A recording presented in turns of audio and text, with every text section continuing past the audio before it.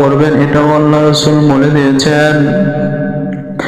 হযরত আবু হুরায়রা রাদিয়াল্লাহু তাআলা আনহু থেকে বর্ণিত, তিনি বলেন, রাহমাতুল লিল আলামিন হাবিবে কিবরিয়া সরকারে দু আলম নবী নবী আরবি মুহাম্মদ রাসূলুল্লাহ সাল্লাল্লাহু আলাইহি ওয়াসাল্লাম বলেছেন, নারীকে বিবাহ করা হয় চার কারণে: তার সম্পদের কারণে, তার বংশ মর্যাদার কারণে, তার সৌন্দর্যের কারণে, তার ধর্মের কারণে। সুতরাং দিনদার ও ধার্মিক নারীকে বিবাহ করে কামিয়াব হও, আর এটাই আল্লাহ তাআলার বরকত। সাধারণত মানুষেরা বিবাহ শাদীর ক্ষেত্রে সর্বপ্রথম দেখে মেয়ের বা তার পিতার ধন সম্পদ, এরপর দেখে বংশীয় আভিজাত্য, তারপর মেয়ের সৌন্দর্য, আর সর্বশেষ দেখে তার ধর্ম ও দিনদারি। কিন্তু মানুষের জন্য উচিত হলো, মুসলমান ইমানদারদের জন্য উচিত হলো, মুসলমানদের জন্য উচিত হলো সর্বপ্রথম ধর্ম বা দিনদারির অবস্থা দেখা।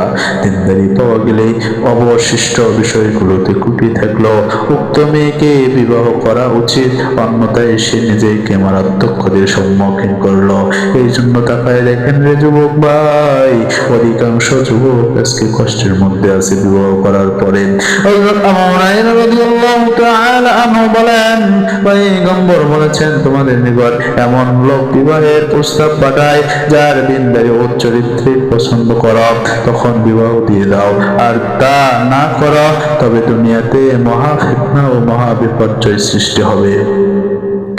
মেয়েরা আমার জীবন সঙ্গী নির্বাচনে দিনদারিকে গ্রহণ ও প্রাধান্য দিতে হবে এবং দুনিয়াবি সকল বিষয়কে পরিহার করতে হবে। আমরা ধন সম্পদ ও সুন্দরী খুঁজে থাকি। ইসলামের এই বিধিবিধান অমান্য করার ফলে আজ সন্তানরা বড় হয়ে মা বাবাকে লাঞ্ছিত, বঞ্চিত, অপমানিত, এমনকি মারধর এমন ঘটনা ঘটে, বাবাকে মারে, মাকে মারে। আবার এমন ঘটনা ঘটে, বাবাকে হত্যা করে সম্পদের কারণে, মাকে হত্যা করে সম্পদের কারণে, বাবাকে ঘর থেকে বের করে দেয় সম্পদের কারণে, বাবাকেও বের করে দেয় সম্পদের কারণে। এর জন্য মাতা পিতা দেয় কোন সন্তান নয়, কেননা তারা বিবাহের ক্ষেত্রে রাসূলের আদর্শকে দূরে ঠেলে দিয়েছে।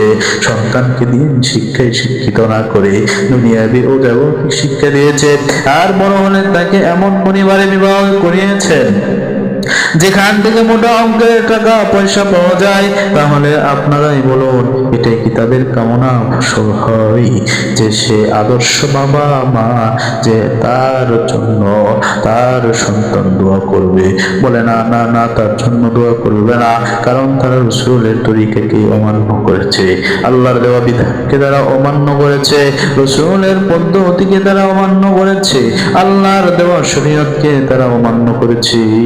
এই জন্য শুনে রাখো, অধিকাংশ আমার খোঁজ খবর নিয়ে দেখো, তার সন্তানদের দিনের জ্ঞান না থাকার কারণে, প্রাথমিক দিনের জ্ঞান না থাকার কারণে তার সন্তানরা তাদেরকে রাস্তায় বের করে দেয়। হাজারো মা বাবার অভিযোগ থাকে, আমার সন্তান আমাকে বাদ দেয় না, কাপড় দেয় না। হাজারো বাবার অভিযোগ থাকে, আমার সন্তান আমাকে দেখে না, আমার সন্তান আমাকে চিকিৎসা করায় না, আমার সন্তান আমাকে ওষুধ কিনে দেয় না, আমার সন্তান আমাকে কখনো 2টা টাকা দিয়েও সাহায্য করে না। এর বাবা, এর মা, তোমাকে আমি বলছি, তোমার সন্তানকে যদি তুমি সুশিক্ষায় প্রথমেই দিয়ে দিতে, যদি প্রাথমিক অবস্থায় তার কানের মধ্যে এটা ঢুকাই দিতে, মা বাবাকে দেখা, মা বাবার সঙ্গে সদ্ব্যবহার করা, মা বাবাকে চেনা, আল্লাহর দ্বীন এবং রাসূলের তরিকা চলা, তাহলে আজকে আপনাকে এই পর্যন্ত অপমান আর অপমানিত, লাঞ্ছিত, বঞ্চিত হওয়া লাগতো না।